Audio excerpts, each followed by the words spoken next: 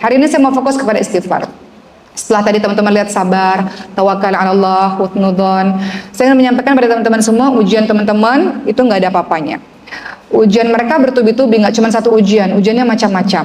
Tapi mereka mengucapkan Alhamdulillah, Alhamdulillah, segala puji bagimu ya Allah. Hebat ya, Masya Allah ya.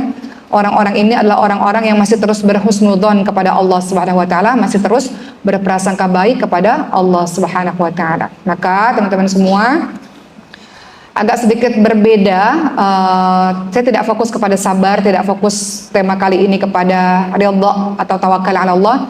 Saya mau berpindah sedikit tentang beristighfar kepada Allah Subhanahu wa taala. Teman-teman semua, dalam ujian-ujian yang begitu dahsyat dan berat seperti ini, kita ingin doa kita dikabulkan oleh Allah Subhanahu wa taala, betul? Hanya saja ternyata doa-doa kita sulit dikabulkan oleh Allah sebab maksiat yang kita buat oleh diri kita sendiri. Doa naik ke atas, tiba-tiba dia terhenti karena maksiat menutupi doa-doa kita untuk dikabulkan oleh Allah Subhanahu wa taala. Bagaimana agar cara tetap teguh, tegak berdiri dalam ujian-ujian yang dahsyat adalah senantiasa membuat lisan ini beristighfar kepada Allah Subhanahu wa taala. Senantiasa kita mengakui semua kesalahan dan dosa kita kepada Allah Subhanahu wa taala. Dengan begitu Allah akan berikan apapun. Sebelum saya mulai tentang dahsyatnya istighfar teman-teman semua, saya mau sambungkan kisah pada hari ini dengan istighfar yang diucapkan oleh seorang penjual roti. Mungkin teman-teman pernah dengar kisah ini. Seorang bapak tua berasal dari negeri yang sangat jauh. Entah kenapa suatu ketika dia ingin sekali pergi ke satu negeri yang sangat jauh dari tempat tinggalnya. Entah kenapa perasaannya mendorong dia untuk pergi ke negeri tersebut, menempuh perjalanan berbulan-bulan lamanya sangat jauh. Namun ada suatu hal yang mendorong dirinya untuk pergi ke negeri tersebut. Akhirnya setelah menempuh perjalanan yang sangat jauh berbulan-bulan lamanya, sampailah bapak tua ini di satu masjid beristirahat di malam hari. Namun marbot masjid, orang-orang yang menjaga masjid melarang bapak tua untuk menginap di masjid tersebut, dikarenakan masjid tersebut bukan untuk tidur. Pergi, kau boleh datang kemari kalau sudah sholat subuh tiba. Maka sang musafir ini, bapak tua ini yang sudah berjalan sangat jauh berbulan-bulan lamanya, tentu sangat lelah, tidak punya tempat untuk beristirahat. Ada seorang yang sangat miskin tinggal di sebuah gubuk bertepatan bersebelahan di masjid tersebut, sebelah masjid. Orang miskin ini mengatakan, wahai bapak tua, engkau adalah seorang musafir yang melakukan perjalanan yang sangat jauh.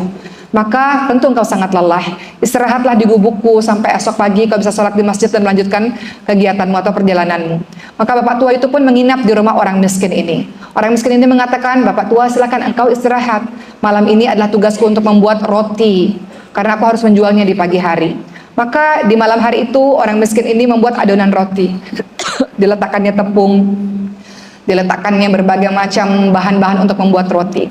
Namun yang menariknya, dalam setiap detik apa yang beliau lakukan, selalu beliau mengatakan Astaghfirullahaladzim, Astaghfirullahaladzim, Astaghfirullahaladzim, Astaghfirullahaladzim, Astaghfirullahaladzim, sampai menjelang subuh. Sang bapak tua ini kemudian terbangun dan mengatakan, engkau beristighfar dari awal sampai sekarang, Masya Allah. Apa yang kau dapatkan dari istighfarmu ini?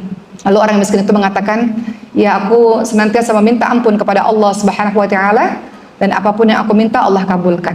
Buah dari istighfar, buah dari meminta ampun kepada Allah, apapun yang aku inginkan Allah kabulkan. Apakah ada permintaanmu yang belum dikabulkan oleh Allah Subhanahu wa taala? Kata bapak tua, ada.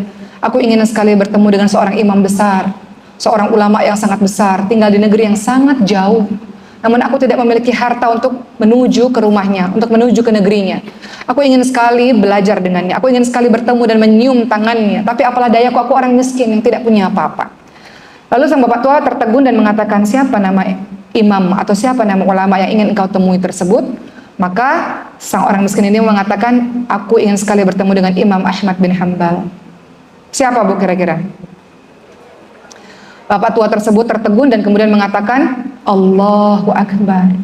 Langsung memeluk pemuda tersebut dan mengatakan, akulah Imam Ahmad bin Hanbal.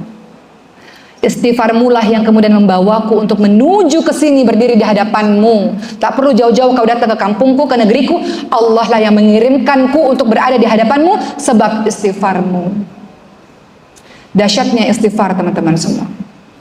Kadang-kadang kita tidak menyadari sesuatu yang kita anggap ringan lewat lisan kita, astagfirullahaladzim, itu bisa membawa perubahan yang besar dalam kehidupan kita.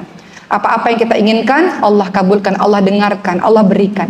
Dalam surah Nuh ayat 10 sampai 12, kalau engkau tidak punya anak, engkau merasa kurang rezekimu, engkau merasakan kemarau yang sangat panjang, maka obatnya adalah minta ampun kepada Allah, beristighfar kepada Allah Subhanahu wa taala, minta ampun kepada Allah Subhanahu wa taala.